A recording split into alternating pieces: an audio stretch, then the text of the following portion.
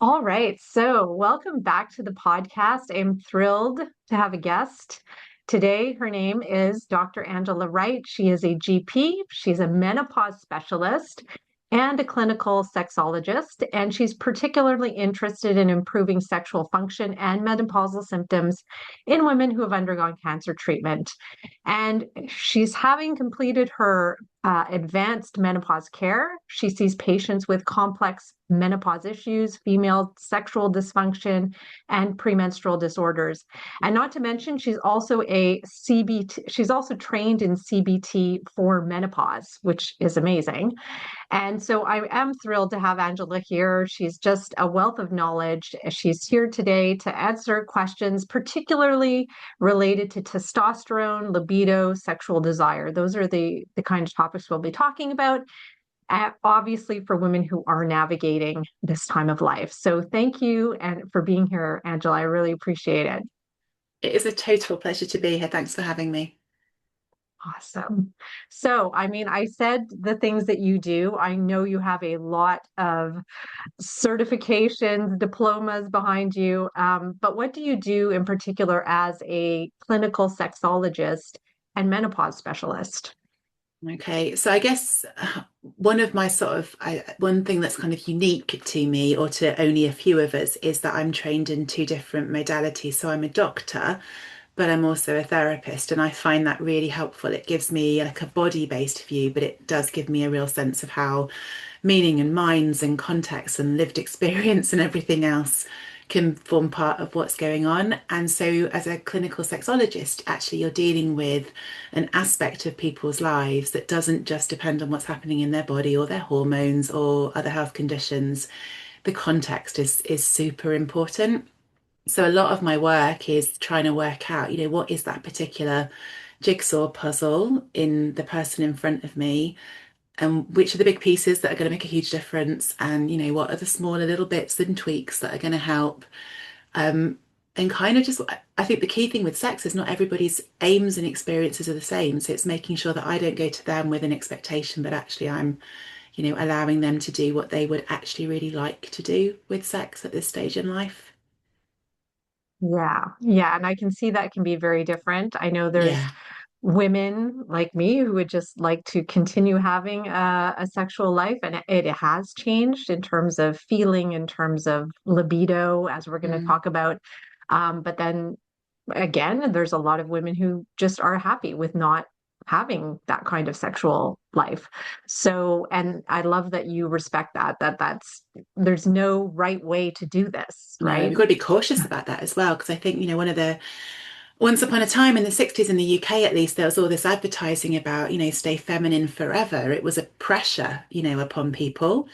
So I think it's about choice and autonomy. And if you don't have the education and the chance to know what's happening and what the options are, then all those doors are shut to you. So that's kind of the position that I work from. Okay. Okay, I like that. So, if we're talking about low testosterone, because this does happen, I know we talk about estrogen and progesterone in this time of life, how it tends to decline, but testosterone also tends to decline. And in women, what would we notice if we have low testosterone? So it varies. I mean, I think the first thing to say is that the research base that we're working from is still pretty patchy. That in the average female body, the testosterone level doesn't go off a cliff. Like, when you go through menopause, your estrogen, your progesterone, they change really dramatically with your last period. But your testosterone level's declining from when you're in your younger years. The exception to that rule is women who have some damage to their ovaries. So maybe women who have injections that stop their ovaries from functioning, so have a chemical menopause, or women who have cancer treatment and might have radiotherapy or surgery that removes their ovaries, or chemotherapy that kind of stuns them, stops them working, and surgical menopause, because in those women, you're taking away the bits of the body that make a good 50% of the testosterone. So they really do see an abrupt decline. The rest of us, it's a more gentle fall off. And I suppose what can be really difficult is to work out which are the things that are specifically to do with the loss of testosterone and which are the things that are to do with the loss of the estrogen and the progesterone being taken away, as well as that testosterone having fallen over time. And I don't think that's really clear, from the literature, but often you see people who have lower testosterone levels that are clinically relevant. They may have noticed a change in their sexual interest. They may notice a change in sensitivity, the response of their sexual organs to touch, how easy it is to reach climax. So, loads of other factors that we'll get into that can interrupt that, but you can certainly have testosterone loss. The innate bit of your desire, sexual thoughts, sexual dreams, sexual fantasies, the ability to get into that headspace, we think that's partly to do with Mhm. testosterone. And then in men's bodies, we know it's important for muscle strength and bone strength and cognition and so on, and making red blood cells and so on. We have a little bit less good evidence in female bodies, but it is very likely to have some impact on those things too. We just don't have good quality evidence to guide us on those things just yet. Okay. Okay. So, like you mentioned, you don't know sometimes whether these symptoms are related to a drop in estrogen, progesterone, or whether it's testosterone. So, do you start treating women with estrogen and progesterone and then go to testosterone? Yeah, I mean, the convention, certainly in the UK and probably worldwide, is if you have a postmenopausal or a perimenopausal woman, biggest thing that's changing that can affect sexual interest, well-being, sexual function is her estrogen level. So you go there first, you tackle that first, Mhm. and there's some thinking that it almost primes the body and primes the brain, to be responsive to sexual cues. And I think there's direct stuff there. And there's also the indirect stuff. If you're not sleeping, if you can't remember where you put your car keys and you don't feel good about yourself because you're not functioning at work, if you're sweating every time someone comes near you, that stuff indirectly makes you feel less like sex anyway. But there definitely are direct impacts, and there's huge impact of loss of estrogen vaginally, vulvally, in the bladder. Makes a massive difference to the tissue quality and strength and how they feel and how resilient they are to forms of Mm. sex, to penetrative sex. So what we tend to do is treat that first and then offer testosterone if things aren't improved, especially in terms of sexual function. And that's the convention. There are some groups that use testosterone alone, but still, in my field of work, it's very much that you add it in rather than you would do it on its own for most women. Okay. So, in the case of, I guess, if we're just talking about sexual function, you would use a local estrogen, like a vaginal estrogen cream, something like that, Yeah, I mean, and then and and then then you that would you go to something else. Yeah. you've got to think about the components of sex and Mm. how do you receive sexual touch? There's lots of our parts of Mm. our bodies that are important in sex for us. So for Mm. most people, genitals are going to be quite a central part. Breasts, hands to touch, Mm. skin, brain, mouths to kiss. All of that kind of stuff is important, but the genital tissues are really affected by the loss of estrogen, really affected. So if you look at the tissues under a microscope in somebody that is 20 years postmenopausal with perhaps with genitourinary syndrome of menopause, those tissues will be two-thirds thinner. She'll have lost all of the superficial cells that help her to tolerate penetrative sex without friction and feeling sandpapery and sore. The blood supply that goes to the area will be lower. She won't lubricate in the same way. The folds in the side of the vaginal wall, which produce space and give to make room for penetration, they go and you don't have the stretch. So you get more urine infections. The bugs that live there and help to protect us from infections change in the absence of estrogen. So we get more urinary infections. So you're giving yourself all of these barriers to one part of your body, giving you good feedback. So absolutely, no matter Mm. what you do with the rest of you, you want to look after the part of the body that is involved in sex. So as I say, for most people, that's a really key part. So everybody that I treat gets offered vaginal and or vulval estrogen. Conventionally, Okay. most of the treatment's been designed to go inside to maintain our ability to be penetrated, but we maybe haven't had Hmm. the most female pleasure focused lens on this. and many women Hmm. benefit from estrogen on their vulvas, on their clitorises, over their labia. So conventionally, you would want to offer both of those things. Some of the products we have allow you to have a bit more testosterone in that area as well, because your bladder and the entrance to your vagina tend to benefit from local testosterone availability too. So we have some products that allow that too. Okay. It's a Okay. lot of And once you information. are all, yeah, but this is really interesting to me. I mean, there was a lot said recently about taking off those black box warnings for Yeah. vaginal estrogen, right? That it's safe for everyone. Well, Yeah, I mean, I relatively would safe say that. for pretty much everyone, even cancer survivors. So Yeah. it's brilliant that that's happened in the States, because in the UK we've been Hmm. campaigning for ages for that, and the data was really out of date, and it was corresponding with oral estrogen and big doses that go through the system. So what we know is that when we use vaginal and vulval estrogens, the amount that goes into the bloodstream is very, very small. And the research suggests that sometimes you can't pick it up. Sometimes you can only pick up, in the units we use, 3, 4, 5 extra picomoles per litre of estrogen, like tiny, tiny amounts compared to Yeah. what bodies do.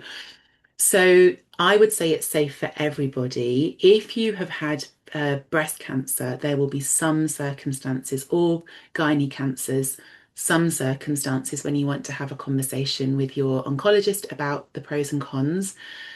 But again, my view on this is we have data that tells us that there's no excess deaths in that group or recurrences when they use low dose vaginal estrogens. There's a little bit more doubt in aromatase inhibitor users than there is in tamoxifen users, so there's some nuance in this. But the American College of Obs and the St. Gallen Statement, the British Society for Sexual Medicine, they all say if women are struggling, it's reasonable to consider vaginal estrogens, usually estriol, a weaker form of estrogen, or progesterone, which is the one that has a bit of testosterone in it too. Always needs discussing with the oncologist, but we tend to forget the benefits. We tend to focus on, is there risk? And we forget risk of Hmm. urine infections, risk of relationship breakdown, risk of can't sleep because I'm itching and peeing all night, risk of not being able to run anymore because you wee every time you run because you're pelvic. So all of that needs to be Yeah. put into the balance. I love that you just said that because we do focus so much on the things that could go wrong Yeah. that we don't think of like the benefits of it, that if we don't have those benefits, maybe life will be a lot worse in terms of Yeah. loss There of was a paper. relationship, like you said, and Yeah. loss of quality of life if you can't go and do the activities you once did. And yeah, that could, we really have to consider that. Post-cancer, there's some data that suggests that relationship breakup post-cancer is up to a quarter. More likely that a female Mm. partner will be left than a male partner, more likely if she's younger, with a gynae cancer because of fertility impacts and so on. And there's also data that shows that using vaginal estrogens in people who have recurrent urine infections stops hospitalization, stops urinary sepsis. We I think we have to be careful as clinicians to question where some of our views have come from, and it's definitely the case that when it comes to female genitourinary sexual health, that we tend not to have really to consider those things as being important to women when they're outside of childbearing years, and they are, and we have to keep thinking of that as being important. Yeah, I really agree with that. And with vaginal estrogen, so I had a couple of questions. One of them being if you're taking systemic estrogen, you say estrogen, I say Sorry. estrogen. I'm kind of mixing them up here, but potato. hmm Yeah, so I take a systemic estrogen. Is there benefit in taking a vaginal estrogen along with that? Again, One we don't have question. a lot of data that looks at group one versus group two. We know that women that Mm, take systemic hormones will still have symptoms vaginally and vulvally. mhm, Historically, we have a low bar for asking women the right questions. We tend to reduce it to, do you have vaginal dryness? Do you have pain with intercourse? We don't ask, is it easy to reach climax? Do you find mhm. sex enjoyable? We don't ask those questions. And so, what I can tell you from my clinical practice is that many women on systemic hormones are not optimally treated. And then we have the other side of it, which is the safety data for adding in a bit of vulval or vaginal hormone, barely absorbed, doesn't take your levels beyond that of a postmenopausal woman. So it's like, well, what's to lose? I tend to say to my patients, would you like to try it for 6 weeks and see if it makes any difference? If it does, keep it. If it doesn't, hang it in the back of your head. At some point in the future, you may notice a change. Come and see me if you need something. Okay. Okay. And is there an age limit, like when we start taking, for example, vaginal estrogen? Because I'm thinking also like we have aging parents, aging mothers Mm, out there who have frequent UTIs and end up in hospital with these things. yeah. Is there benefit? Do we know if there's any There's benefit a study to aging recently. women? Yeah, no. So Okay. again, the guidance we follow in the UK, the NICE guidelines, which are on the conservative side, in terms of their advice generally. So they're always erring on the side of caution and making sure that they don't suggest something that might have risk in it. They say that it can be used lifelong. So vaginal and vulval estrogens, lifelong use. If you stop it 6 weeks later, your tissues will start to return to baseline. And the paper that came out relatively recently looking at urinary sepsis, so hospitalization with your recurrent UTIs, in the UK we say someone's off legs, that someone who's 70, 80 in a nursing home is suddenly can't walk on self-care because they've had a urine infection and it can affect cognition and independence. Mhm. Absolutely, we have evidence that vaginal estrogen makes a significant difference in outcomes and reduces hospitalization and mortality. These are safe. And again, and I did it recently for a statement we're doing in the UK. About 13 million women in the UK would be postmenopausal, perimenopausal. The number that we look to be prescribing vaginal estrogens for, about a million. I mean, it's so Wow. undertreated, and I don't know what it's like, Mm, where you are, but it's historically it's a very under discussed. Women don't know to talk about it. They think it's only vaginal dryness. Many women come in and say, I don't feel dry. If anything, I feel like I'm wetter than I was because they've got a different discharge and they don't mm. know that they might benefit from it. So, really important to raise awareness of it. Oh, that is so good. It's I your really freebie. I think appreciate that. systemic stuff, but there's pros and Yeah. cons and a balance to sort of think Hmm. about. We really have a lot of safety data now for vulval and vaginal, and the vast majority of people can use it without complication. Okay. Okay. I like that. And then I'm going to ask a question. Should we use it? Like, I'm going to should say we all yes. be taking it? Yeah. I mean, again, like we historically, what's our bar been? So do we expect women in their 70s and 80s to be sexually active? Or do we expect them to get UTIs and go to hospital? Yeah, we do. We kind of go, oh, well, you just get more UTIs, you just get leaks, you just get prolapse. Do they have to? Hmm. If we look after the tissues, we know that with prolapse, estrogen locally makes a difference. We know with urinary continence, estrogen locally makes a difference. I think our bar has been low, and where systemic MHT has more of a nuanced pros and cons conversation to have about it, the vulval and vaginal and urinary benefits is a much clearer thing to see. And the risk of, there's virtue, I mean, I say this with the caveat of breast cancer, and there's a little Hmm. bit more thought needed. But again, I would still encourage people to have access to low doses should they need to. But for women without that history, we have no evidence that it absorbs in a way that causes any other health benefits or negatives. It just doesn't go into your bloodstream. It just looks after these tissues in the area that need looking after. Wow. Okay. That could be a real game changer, I think, moving It's an forward. If easy win, and it an protects your easy sexual win. function. Yeah. Yeah, because we're living longer than ever. Women are possibly more sexually active Mm. than ever. They're Yep. wanting to, a lot of women wanting to feel, young, and a lot of relationships that are changing or getting into new New relationships when ones, we're absolutely. older, right? Yeah. Yeah. So this could really be, I can just see the huge benefits of it. And then when do you go to testosterone? So you were mentioning that you can have vaginal estrogen that has some testosterone in it. When do you start prescribing testosterone? So the vaginal product is called in the UK it's Intrarosa, it's DHEA or progesterone, and the body makes testosterone from it. If you prescribe testosterone systemically, you're giving the woman testosterone itself. And what the guidelines say over here is that, and the international ones reflect the same thinking, is you optimize estrogen first. So you make sure that somebody is vulvally and vaginally comfortable and able to feel pleasure. And you make sure that she has some estrogen on board to look after hot flushes, to help her with general well-being, to make sure that the majority of the symptoms are okay.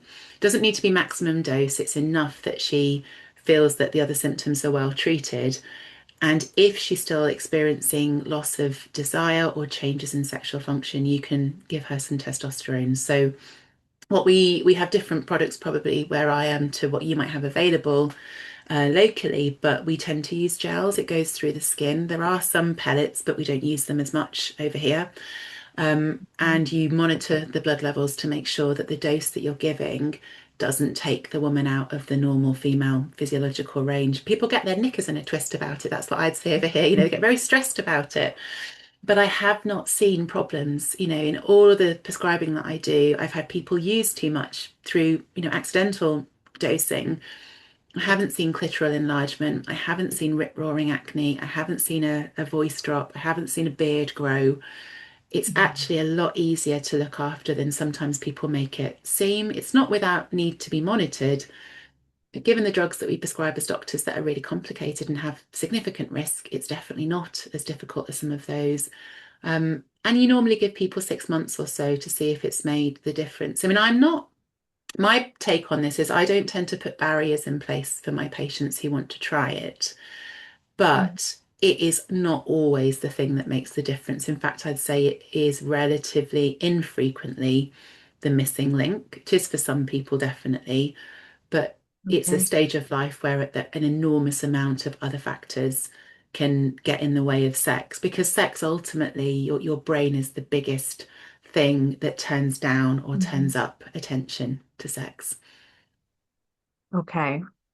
Okay. So yeah, and that maybe takes me to kind of to libido because I guess that's somewhere, I mean, that's of personal significance to me, and I'm sure a lot of women who are suffering from less sexual desire, less libido, and wanting to know other than hormones, I guess, what are the things that we can do to help our brain get to a place where maybe we do desire more?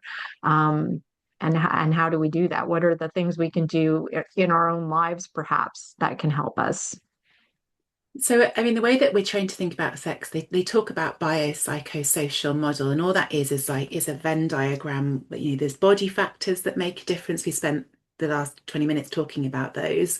We didn't include other health conditions that you might have going on, Mhm. heart problems, diabetes, medications that your doctor might prescribe, deficiencies in vitamins, etc. All of that stuff might make you feel less good in your body. You might have pain, chronic pain, joint pains. There's that stuff. Mhm. Then there's mind. So that is how do you feel about yourself? What turns you on? Are you distracted? Are you stressed? Are you anxious? Are you busy and caring for everybody? Do you have historic trauma? Then sometimes this stage of life, it's an existential stage. It's an ending of a phase as well as a beginning of another. So there's often echoes of historic traumas and things, losing parents around, all sorts of stuff that Mhm. can be going on. So there's all of that mind stuff. And then we have world in the biopsychosocial model. So messages that we received historically about sex, that we receive now about aging, about, how hot postmenopausal women are, how much sex are you supposed to want, all of those Mhm. kind of what's it like to, and also is aging something that we're allowed to feel confident about? Are we meant to feel that we like our bodies as they change? We receive messages about what kind of women are attractive. So often, really youth centric messages are out there to actually, often there's a mismatch between whether that's actually real within what's happening in people's bedrooms versus what commercially we're Mhm. exposed to try and make us worry and buy things, and panic Yeah. about aging. And then there's what's happening for your partner, so in their body, in Mhm. their health, in their sexual function, and and in your relationship. So, monogamy is not easy over long periods for for novelty. Sexual novelty drives sexual interest often. So Mhm. there's all of Mhm. this, Yeah. infidelity, bereavement, new relationships, divorce. So, and I think the thing that I see the most in clinic is women who are burnt out from carer burden. They go from being young women I've got a 16-year-old daughter. I often use her as my example. I can't get her to do things for me because she's so aware of her own needs. If I say, "Can you empty the dishwasher?" No, I'm tired. I have to do this, that, and that. She is very centered on her own needs. I know if I catch up with her at 45, she's going to be a Mhm. completely different human because very likely she will have people that she's caring for and she will be looking after a household and working in a job and so we systemically learn to put our needs at the bottom of a pile and to take on responsibility. And when we do that, we get tired, distracted, often feel hypervigilant, busy, can't relax, can't, and we become really disconnected from what we might want or need. And to Yeah. want sex, it's about wanting something, wanting a reward, and we can get really disconnected. And when we lose that ovulatory boost of testosterone that Mother Nature puts in each month just to make sure we put down the other jobs to think about sex once in a while, when we Mhm. lose that, we can become quite disconnected unless we deliberately choose to reconfigure a bit. Yeah, well, and that is so much as a coach is so much what I see from my clients is how Mm, much mental load they're carrying. All these things that are the last thing a lot of them want is even sex. It's just not on the list at all. yeah. They're just so burnt out by everything else that's going on, all the caregiving that they've taken on, a lot of which they probably shouldn't be carrying, but they Yeah. are. So yeah, I work on trying to offload them in that way at least. And yeah, I can totally see that. But the other thing I'm wondering is because of the way we evolve, so like you said, things kind of drop off. So I guess because we can't have children anymore once we hit menopause, uh, so maybe our desire, maybe that's an evolutionary thing, maybe our desire drops, but at the same time, we're still capable of orgasm, like the orgasm didn't go away. So we can't have children, but we can Mm, still mm. have we can still climax. So that's a really interesting thing to me. So that we're still pleasure is still possible. Pleasure is still, it didn't go away just because that And capability went away. we can only really get pregnant for a few days mid-cycle. How many people's Mhm. sex lives across the whole of their lives have only been around ovulation? How many people are only having sex when they're on birth control? Some of this plays into a wider social narrative, which is that this is why we want the women that are younger because they're fertile and nature. But, what about same-sex couples? What about infertile couples? What about? Mhm. Yeah. Do we only ever eat when we're hungry? Do we, Mhm. do we only ever rest when we're tired or whatever? So, um, I think what changes is it's a bit like you're running on different fuel. It might be unfamiliar for you because of how you've worked previously. And we see blips on birth control in how people experience libido. We see similar blips in pregnancy in the postnatal period. And you move out of this some of the spontaneous desire. So spontaneous desire is more like hunger. It's more like true hunger. You wake up in the morning. I had a wisdom tooth out before Christmas. When you starved all day, when you really feel the hunger, it's a different thing, isn't it? It's distracting. You need to eat. You have to have something. And yet, before we did the podcast, I grabbed a biscuit. I didn't need it. It was nice. I wanted it. It looked tasty. I better get them before the kids get them. So part of our appetite is driven by hormones when it comes to sex. Part of it is driven by anticipated pleasure or anticipated reward. That's our responsive and receptive desire, and that's responsible for most of the sex that women have. Statistically, about 75% of women in long-term relationships, most of their access to having sex comes from going to the supermarket and smelling the bread baking. It's that kind of, I feel Mhm. my mouth watering. I fancy eating some bread. I've got no reason not to. I get a reward when I do it. And that's what pulls us in. So Mhm. when you go into postmenopause and you don't get that hunger in the same way, you've got to just kind of shift and create. You've got to be granular and create situations where you're going to be exposed to cues. Um, and you've got Mhm. to work on where there may be blocks getting in the way of responding to the cues. So one of the stats I often bring up is that if you look at women after babies who are also often in a period of hormonal change, statistically speaking, they get back to their previous solo sex, their masturbation habit, much earlier than they get back to their partnered sex habit.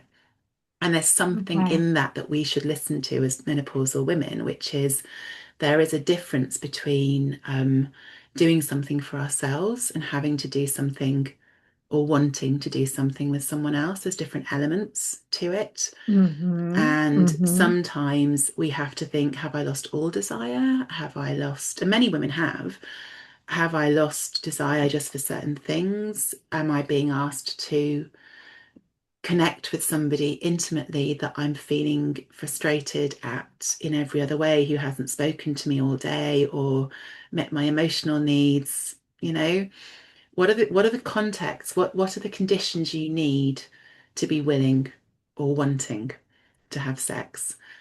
Mm. Go back through your life. What were Okay. the conditions where you were most willing or wanting, usually on holiday, but it's why was it Mhm. then? And you map that and you think, well, it's because my distractions fell away. It's because I had a tan and I felt better in my body. It's because I've been talking with him all day or her all day and I was connected. It's because there was an expectation we'd make time for it. Um, Mhm. all of that stuff will give you a lot of information about what you need to do to keep creating moments where you get to see the biscuit, or smell the bread. So, I can totally relate to biscuits and bread. yeah. And that's That like if I does didn't have any help. biscuits in the house, I'd never eat them. But I make No, I opportunities. know. You should. There should Yeah, always be a box of I biscuits in the like house. biscuits. No, I really like that. No, I can totally relate to, all the things, all these, if you go back in time, the times you desired sex and the circumstances and what was going on at that time. And I think that's Yeah. really an important thing to do is to notice when that was there and why and how can you create that now Yeah. to help yourself. Yeah, to help yourself get there. And you also mentioned like solo sex versus sex with Mm, partner. And and that is something personally that I have turned to just to see is it still there. Like I yeah, think yeah, there's yeah. less pressure when you're on your own to see Yeah. is it me, is it what's going on, and so yeah, so I think it's a good time to get to know your own body too, and And it's to if you changing. haven't done So, that, that's it. Yeah, how and when your things body changes, you I'm need noticing to. are changing. Yeah. So I would say to, any girl or woman or boy or man or whatever, your body, if you want to be having sex in the long term, you need to be working to adapt because at different stages in your life, things are going to work differently. And if you give up when it changes, then you're not going to adapt when it changes. So I often think postnatally, there's kind of that, exploration. I've got my desk is full of toys because of the work I do, and I get sent them. And sometimes you need to intensify sensation because someone said it's very unsexy, but sex toys can be like a hearing aid. You're not as sensitive, so change the sensation, change up the input.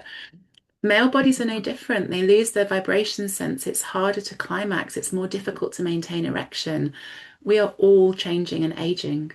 So that Mhm. women tend to feel that they alone are losing something.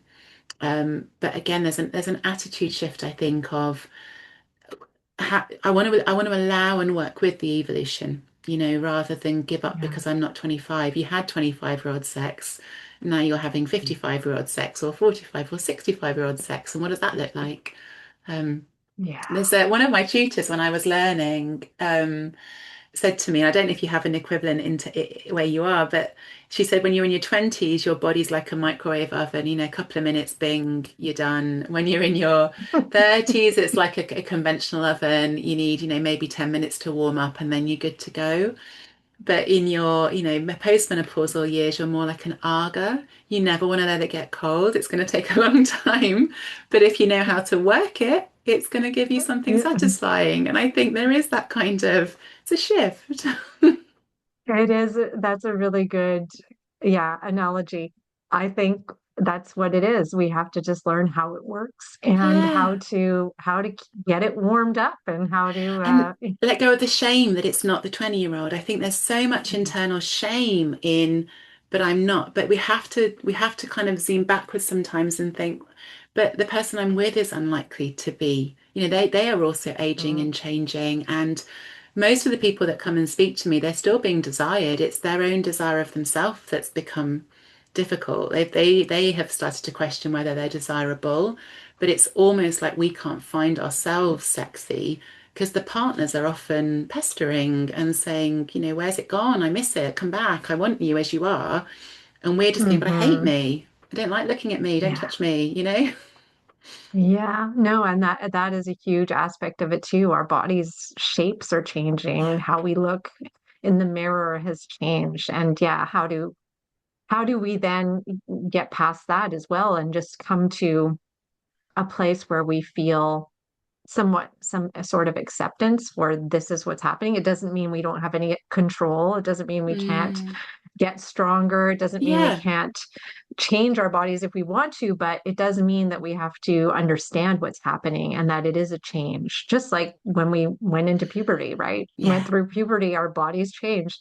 We're going through menopause, our bodies are changing and shifting. And like you said, I mean, in the media, in the world around us, it's not that body shape isn't the accepted body shape. It's the hourglass kind of like slim Mm, waist and full mm. hips and full breasts and everything is perky. And so that's kind of the thing we see as being, oh, well, that is a desirable body, whereas the body that I'm moving into is not so desirable, and we have to learn not to pay attention to that, I guess, as I think much. you have to think about, yeah, and I think there's truth telling that's quite important in that, which is, if you asked me, I don't know, with an unlimited budget, what computer do I want? What car do I want? What house do I want? What holiday do I want? Sure, we all can look at a perfect, beautiful body and look at all of those things and admire them. But if you talk about what does one human want to connect with another human, because I sometimes think when you can get lost online looking at comments under in social media and feel really despondent about the sort of masculine energy and people picking holes in Margot Robbie, and you can think, God, if she's not okay, then how, but actually what I see playing out in my room, whether I'm talking to a man or talking to a woman, is vulnerability. And am I going to be wanted and able to be as I am with someone else and be accepted and wanted? And that's the reality of relationships rather than, what's the best looking waistline? What's the best size of penis? What's the best size of Mhm, yeah. abs? What's the best set of biceps? And what we know about women's bodies and how they view them is we fragment. We will literally tear ourselves into pieces and say, I like my hair, I hate my face, I don't like my neck, my boobs are okay, I don't like my skin. And we really dehumanize ourselves and fragment ourselves. A male Mm, partner or a partner, actually, according to the evidence, looking at us will rate us much more highly. Men looking at themselves genuinely look at the whole and go, not bad. They don't fragment at all. And we don't do that to them. I would say it's internalized misogyny for a lot of women. We have grown up doused in a pick me culture. Am I good enough? And a mm, lot of the work is in letting go of that and thinking about what's the truth of your relationship, what's the truth of how you could show up to a partner. Most of the time, people are getting the sort of feedback that they're still wanted and desired. Um, And I think it's just examining the messages you let in. I have curated my feeds on social media to help me to be resilient against people that want me to panic about my face falling off and pay for things, that they want me to panic that, my boobs aren't good enough so I can get surgery. And you do have to kind of truth tell a little bit. Yeah. Yeah. Yeah. I just think of all those things that we are marketed. As soon as I went into this age group, I just found everything being sent to me just makes me feel Yeah, old and not good enough. And now crusty all of and a sudden I dried have to up start. and Yeah, yeah. exactly. It's not a good feeling.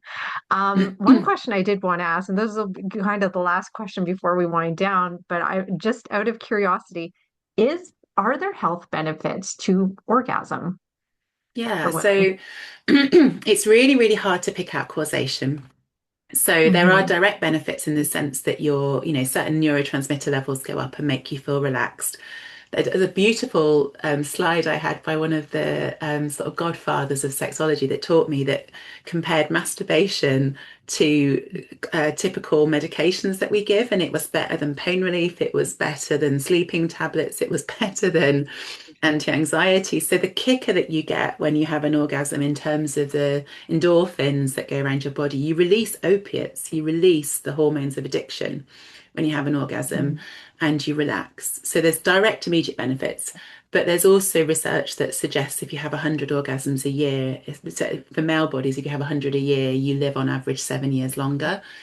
But it doesn't unpick why you can have that many orgasms, which is probably because your heart health is better and your hormonal health is better to sustain you being able to have the sexual activity. So, but quality of Hmm. life, women in orgasms, they say for us, it's about quality. In male bodies, it's about quantity.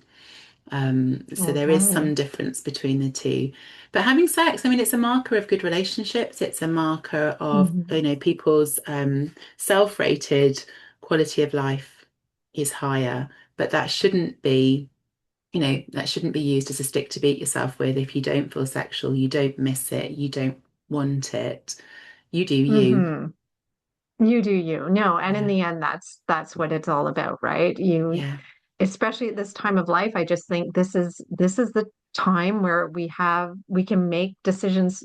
I just we always had the ability, it was always there, but I just think at this time of life we're faced with it. It was like, wow, I can decide which way I want to go here Yeah. and learn. And I think that's hopefully what's shifting in society is that not to have shame around it, that you can go in this direction where you choose not to have sex ever again and you're good with that and Mm. that feels good to you, then that's fine. And if you want to continue having sex and you want to experience sex in different ways, that's also fine. Yeah, absolutely. And Um, I and see it different always things. was, but yeah, I just find this time women are trying to take back ownership of their lives. And it's like, wow. And And their now you bodies. can, and And their their bodies. bodies. I think there's a Yes. really key thing in there that not everybody has the classical, heteronormative journey through life, but for many women, you are pregnant and feeding and caring, and your body is something that other people have looked at, other people have been nourished by. There's all of that. And there is something about what do you want to happen with your body at this stage of your life that's for you. And for some people, it's about saying, I don't want sex. I'm not interested in that anymore. And thank you, that's done. But I've got a number of, clients, patients that go through a journey of discovery, of reclamation, of exploration. And I think that the key thing about understanding your options around hormones is if you don't know those choices at this point, doors are shut to you in terms of what your options are. So it's about choice and education, all of this, and autonomy, all of this, in my view. Mhm. Yeah. Yeah. I just think we just need to keep learning and um, keep focusing on ourselves more, especially at this time of life, or learn to focus on ourselves more and Yeah. let go of what everybody else thinks or wants from our bodies. Like you said, and I never thought of it that way, how our bodies nourish in many ways, in many Yeah. senses of that word, so many others over these years. And now it's time for it to nourish us and us to nourish Yeah. it, And right? we need joy and Yeah. pleasure. It does. I often start when I'm Yes. doing work with people with getting them to pleasure map, actually, and that isn't sexual pleasure. It is, what are you doing over the course of a week or a 2 week period, which is about joy, physical sensations that are really pleasurable, things that make you feel sensory in a good way. What's in there? And often it's not very much because it's all about shoulds, and I'm rushing from here to here and I never get 5 minutes. And we become very disconnected, with the sort of happy cat in front of the fire is the image I often give women, which is we are often in our fight flight, hyper vigilant, busy, constantly worried about dropping a ball, who we're going to forget, what we're going to not do. Our sexual arousal does not exist in that side of our nervous system. We were not designed to be mating in a cave with a lion coming along and have our attention still on mating. We were meant to go straight to it to go. So to be in arousal, we need to be in the other part of our nervous system, which is the languid, relaxed, rest and digest, cat stretched out in front of the fire. You've got to get into that space and then you can build, everything back in again. And most people are so far from that because their days are so busy looking after everybody. So but my work and your work will be more similar than you think, because it's not Yeah. it's not about sex therapy to begin with. It's about, whoa, no organism of any age is going to feel good doing everything you're doing. What do you need? No. No. And like I've I explained to my clients is this is unique in history. I mean, we've never had this much responsibility, Yeah, this much distraction. We've never been faced with this. So no. this is new. Like we've never had to do that and then feel good about our bodies and want to have sex and, all And these other compare things that we want. ourselves because it's everywhere Yeah. how other people are living and what they're doing and what they look like and how jacked up their faces can be with, it's really challenging. So yeah, I think you have to do. I think one of my good friends who's a coach calls it truth telling. She's like, no, bury it down, down, down to the truth of what's going on. And, if you were given a good friend's body to look after for 6 months, someone that you adore, what would you do if you were, how would you treat it? How would you talk about it? How would you feed it, rest it, exercise it?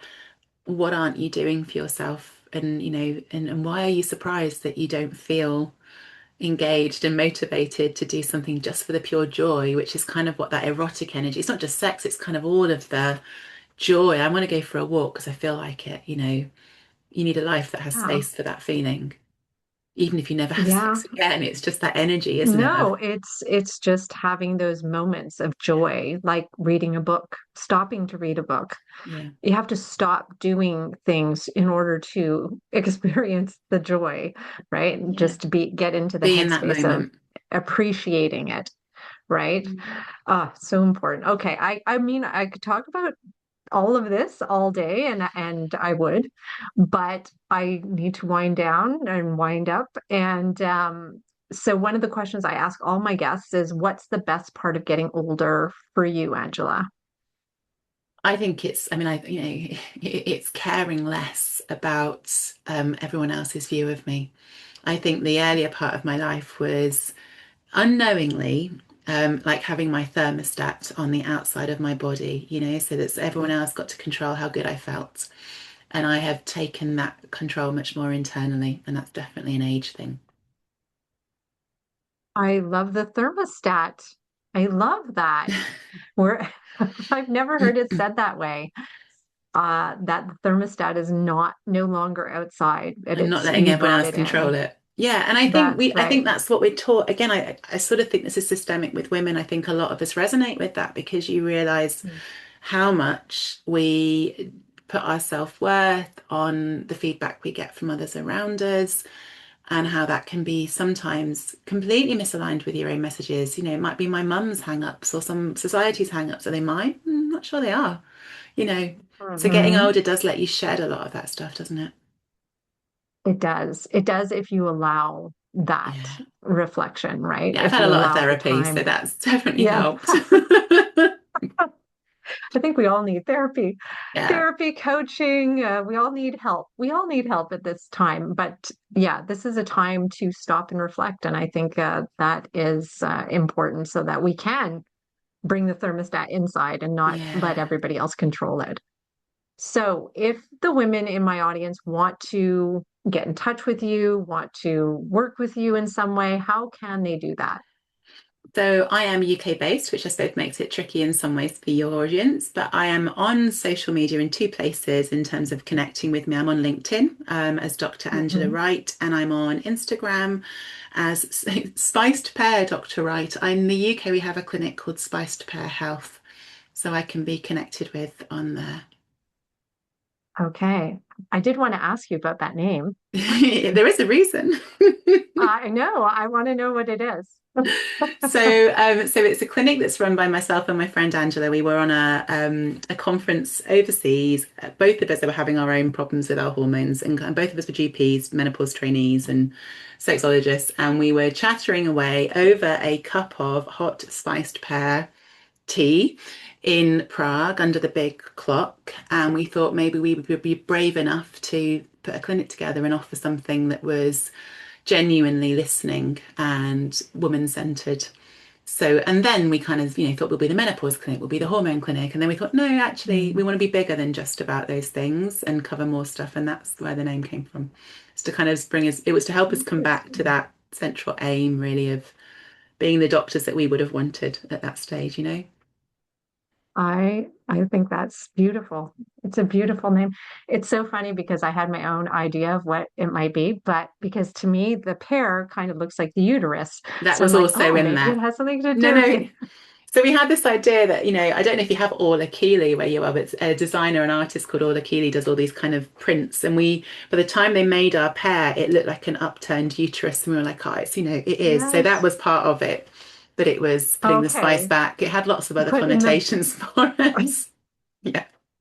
good. Okay. So it wasn't too far off, No, no, but no. You make well done for getting it. good. Well, I want to thank you, Angela, for chatting with me today. I know I got a lot of value out of it. I know my audience will Fab. also get a lot of value out of it. So I appreciate you taking the time. Total pleasure. Always enjoy chatting about these subjects.